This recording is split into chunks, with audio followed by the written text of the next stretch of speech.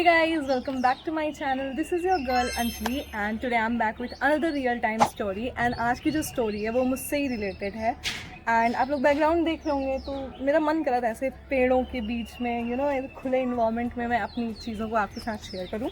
तो ये जो story है ये तब की है जब मेरी नई नई स्कूटी आई थी। मतलब मैं काफ़ी दिनों से बोल रही थी पापा से एंड आपको पता ही है पेरेंट्स कितना ज़्यादा प्रोटेक्टिव होते हैं, आपको पता ही है कि रोड पे कितना ज़्यादा एक्सीडेंट होता है, तो वो सोच करके मेरे पापा नहीं ला रहे थे। And finally the day came and पापा मेरी स्कूटी लाते हैं, तो फिर भी उन्होंने ये बोला था कि अभी मेन रोड पे लेकर के नहीं जाना है। तो मैं बोली ठीक है, फिर मैं यहीं अपने घर के आसपास ही ऐसे चलाती थी। फिर एक दिन मेरी बुआ की बेटी आती हैं एंड वो बोलती हैं तनु मैं पीछे बैठी रहूँगी, एंड बाय द वे मेरा घर का नाम तनु है। एंड तो वो मुझसे बोलती हैं कि मैं पीछे बैठी रहूँगी एंड तुम मेन रोड पे ले चलो, क्योंकि जब तक रियल ऐसे मतलब रियल रोड पे नहीं चलाओगी तब तक कैसे पता चलेगा कि तुम सही में चला ले रही हो कि नहीं।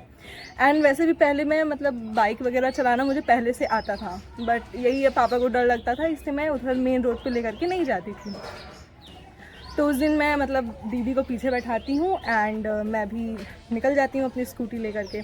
तो जो ऐसे मेरी गली है एंड जब वहाँ से टर्न लेते हैं तो वहाँ पे एक शॉप है, वहाँ पे एक अंकल है, तो उन्होंने शॉप खोल के रखी है एंड उस शॉप पे उनके साथ और लोग कई लोग भी सब ऐसे साथ में बैठते हैं।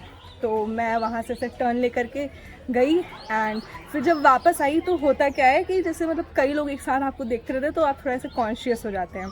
तो उस टाइम भी मुझे फील हुआ एंड थोड़ा सा मेरा हैंडल ऐसे हो गया। एंड अब मैं आपको बताती हूँ कैसे उन्होंने उन अंकल ने इस चीज़ को एकदम बढ़ा चढ़ा करके मेरे पापा से बताया। जब मैं वापस आती हूँ अपने घर पे तो मैं बहुत खुश हो गया, मम्मी से बताती हूँ कि मैं मम्मी इतनी दूर लेकर के गई और फिर वापस आई, मैं भीड़ी भी नहीं, सब एकदम अच्छे से हो गया।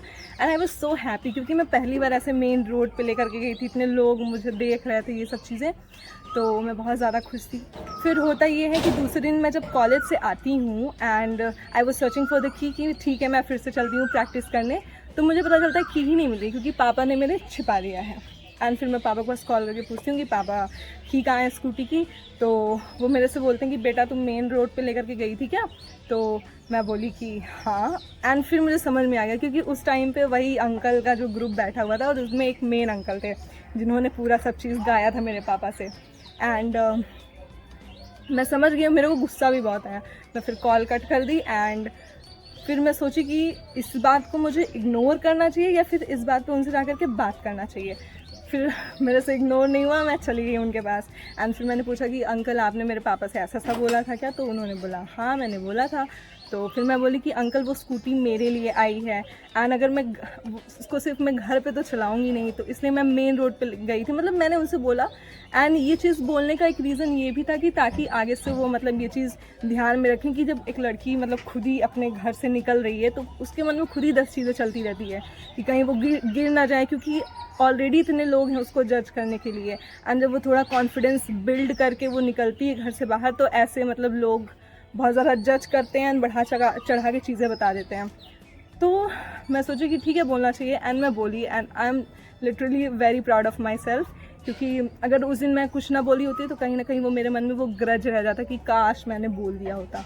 एंड इस इंसिडेंट से उनको ये भी थोड़ा वो सोचेंगे ना कि अगली बार से किसी भी लड़की के पेरेंट्स से कुछ ऐसा गलत बताएंगे तो एक डर रहेगा ना कि आकर के फिर कोई ना कोई मुझे कुछ बोल सकता है। ऑल्सो गाइज हम सबके पेरेंट्स बहुत ज़्यादा प्रोटेक्टिव होते हैं, तो वो उनका काम है हमें प्रोटेक्ट करना एंड हमारा काम है कि उनको ये ट्रस्ट दिलवाना कि हाँ मैं ये चीज़ कर सकती हूँ, और तब वो हमें अलाउ करेंगे ना।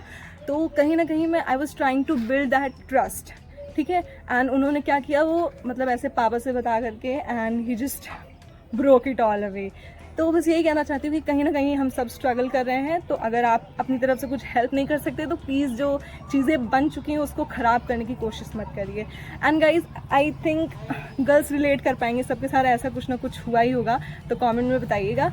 Okay, so that's it for today. I hope you guys like the video, so don't forget to like, share and subscribe to my channel. Okay, bye bye.